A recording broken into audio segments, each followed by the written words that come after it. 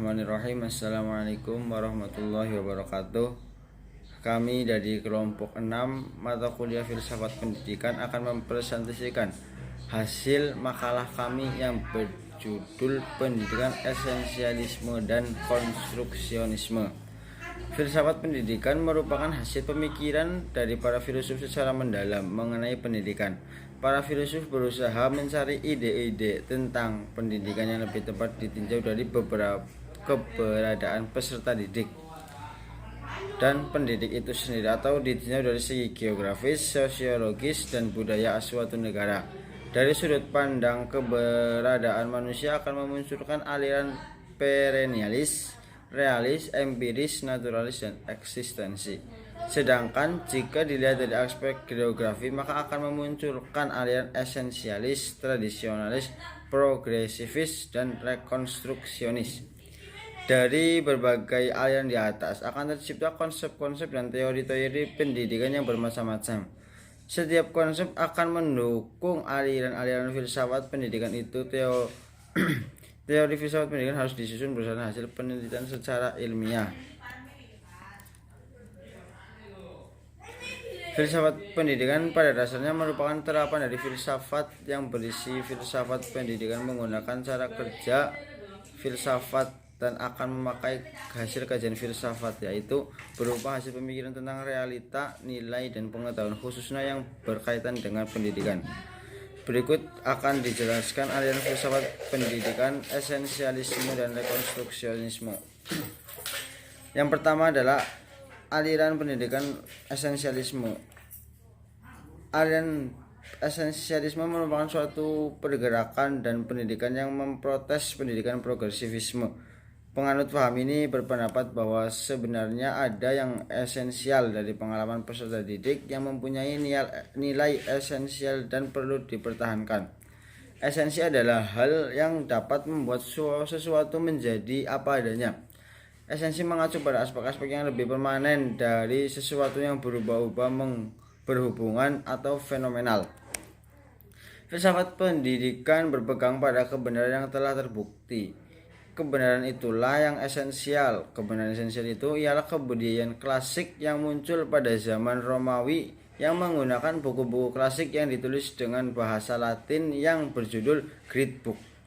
Buku ini mampu membentuk manusia yang mempunyai keterampilan internasional. Ini adalah bukti bahwa kebudayaan ini merupakan suatu kebenaran esensial. Tekanan pendidikan pada paham filsafat yaitu pada pembentukan intelektual dan logika dengan mempelajari kebudayaan Yunani Romawi. Menggunakan bahasa Latin yang sulit itu diyakini akan mengasah otak dan logikanya akan berkembang. Ya, mungkin cukup sekian pembukaan dari saya dan sedikit penjelasan tentang pengertian esensialisme. Yang selanjutnya adalah arti pendidikan rekonstruksionisme yang akan dijelaskan oleh saya di video berikutnya. Saya di sini akan menjelaskan tentang arti filsafat pendidikan rekonstruksionisme. Filsafat pendidikan rekonstruksionisme merupakan variasi dari progresivisme yang menginginkan manusia pada umumnya harus diperbaiki. Semua bidang kehidupan harus diubah dan dibuat aliran baru yang berupa mengganti susunan masyarakat lama lalu membangun susunan masyarakat yang baru melalui lembaga dan proses pendidikan. Proses belajar dan segala sesuatu yang berkaitan dengan pendidikan tidak jauh berbeda dengan aliran progresivisme. Dalam konteks filsafat pendidikan, rekonstruksionisme adalah aliran yang ingin mengubah tatanan kehidupan lama menjadi kehidupan yang lebih modern. Aliran ini dipelopori oleh George Kohn dan Harold Urch pada tahun 1930. Aliran rekonstruksionisme sepaham dengan aliran perennialisme dalam hal ingin mengatasi krisis kehidupan modern. Hanya saja cara yang dipakai tidak sama dengan aliran perennialisme. Ya, mungkin sekian dari saya tentang pengertian pendidikan rekonstruksionisme. Selanjutnya akan dijelaskan oleh teman saya pada video berikutnya. Wassalamualaikum warahmatullahi wabarakatuh. Assalamualaikum warahmatullahi wabarakatuh. Perkenalkan, nama saya Siti Nur Hikmah, Prodi PAI semester 3. Saya akan mempresentasikan mata kuliah Filsafat Pendidikan. Mungkin sebelumnya rekan saya telah mempresentasikan dan saya akan mempresentasikan konsep aliran esensialisme. Sebelum ke materi, saya akan menjelaskan apa itu pengertian esensialisme. Esensialisme adalah pendidikan yang didasarkan kepada nilai-nilai kebudayaan yang telah ada sejak awal peradaban umat manusia. Salah satunya pendidikan. Bagi para penganut aliran esensialisme, di sini pendidikan merupakan upaya untuk memelihara kebudayaan, education as cultural conservation. Mereka meyakini bahwa pendidikan harus didasarkan pada kebudayaan yang telah ada sejak dahulu. Jadi masyarakat esensialisme ini tidak menerima perubahan, melainkan hanya didasarkan pada kebudayaan yang telah ada sejak dahulu. Dan tujuan pendidikan untuk mentranmisikan kebudayaan, menjamin solidaritas sosial dan kesejahteraan umum. Mentranmisikan di sini artinya mengirimkan atau meneruskan pesan dari seseorang kepada orang lain. Nah, biasanya itu kebudayaan sejak dahulu itu selalu dibudidayakan kepada anak cucunya untuk menjamin solidaritas sosial dan kesejahteraan umum. Salah satunya yang berkaitan dengan pendidikan di sini adalah sekolah. Fungsi sekolah adalah memelihara nilai-nilai yang telah ada sejak dahulu dan menjadi penyesuaian orang terhadap masyarakat. Sekolah yang baik yaitu sekolah yang mengutamakan kebutuhan dan minat masyarakatnya.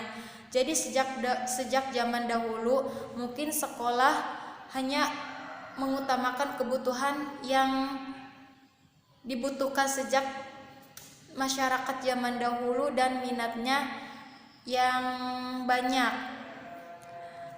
Yang kedua, kurikulum. Kurikulum adalah rancangan pembelajaran yang diberikan kepada peserta. Kurikulum di sini adalah isi pendidikannya, dibuat oleh guru sebagai wakil dari masyarakat. Hal ini sesuai dengan filsafat, idealisme, dan realisme yang menyatakan bahwa masyarakat dan alam mempunyai peranan dalam menentukan bagaimana seharusnya individu hidup. Yang ketiga, metode atau cara jalan yang harus dilakukan oleh seseorang agar dapat mencapai tujuan yang diinginkan. Dalam hal metode pembelajaran, aliran esensialisme lebih mempertahankan metode-metode tradisional yang berhubungan dengan disiplin mental. Jadi, metode-metode tradisional zaman dahulu itu sangat dipertahankan dan berhubungan dengan disiplin mental. Jadi sejak zaman dahulu itu sangat menjunjung tinggi tradisional dan kebudayaannya, dan tidak ada perubahan sedikit pun.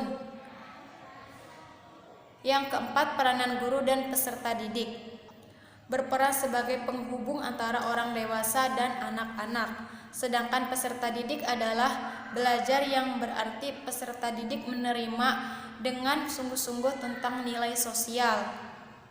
Mungkin hanya itu presentasi yang dapat saya sampaikan. Kurang lebihnya mohon maaf. Wassalamualaikum warahmatullahi wabarakatuh.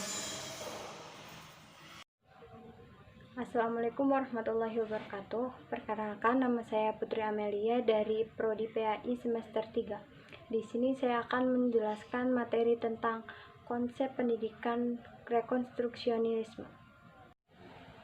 Konsep pendidikan aliran rekonstruksionisme. Yang pertama, tema. Aliran rekonstruksionisme memiliki tema meningkatkan rekonstruksi nasional dan pendidikan merupakan suatu usaha sosial. Yang kedua, tujuan pendidikan.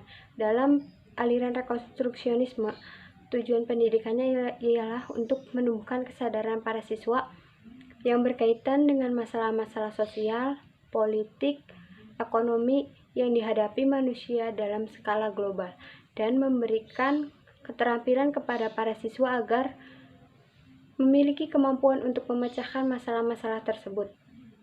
Tujuan akhir pendidikan aliran rekonstruksionisme adalah terciptanya masyarakat baru, yaitu sesuatu masyarakat global yang saling ketergantungan dan menyusun kembali penataan ulang atau merekonstruksi masyarakat.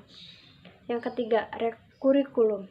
Kurikulum merupakan subjek matter yang berisikan masalah-masalah sosial, ekonomi, politik yang beraneka ragam yang dihadapi umat manusia, bermasuk masalah-masalah sosial dan masalah pribadi siswa itu sendiri. Kurikulum merupakan inti dari bidang pendidikan dan memiliki peranan terhadap seluruh kegiatan pendidikan. Kedudukan siswa. Siswa adalah generasi muda yang sedang tumbuh menjadi manusia pembangun masyarakat masa depan dan perlu berlatih keras untuk menjadi insinyur-insinyur sosial yang diperlukan untuk membangun masyarakat masa depan. Lembaga atau sekolah tersebut yang bertanggung jawab atas pemberian pelajaran yang logis. Dalam hal ini, peranan siswa adalah belajar dengan baik dan sesuai dengan yang ditentukan oleh sekolah tersebut. Metode pendidikan. Aliran rekonstruksionisme menggunakan metode pemecahan masalah, analisis kebutuhan, dan penyusunan program aksi perbaikan masyarakat. Guru berusaha membantu siswa dalam menemukan minat dan kebutuhan siswa sesuai dengan minat masing guru, yaitu memberikan kesadaran kepada peserta didik terhadap masalah yang dihadapi, membantu peserta didik agar dapat menyelesaikan masalah yang dihadapinya dengan baik. Demikian materi yang dapat kelompok kami sampaikan. Bila ada kata yang kurang berkenan atau materi yang kurang tentang aliran rekonstruksionisme dan esensialisme, kami mohon maaf. Kami menerima kritik dan saran yang membangun supaya kelompok kami bisa memperbaikinya di presentasi selanjutnya. Terima kasih. Wassalamualaikum warahmatullahi wabarakatuh.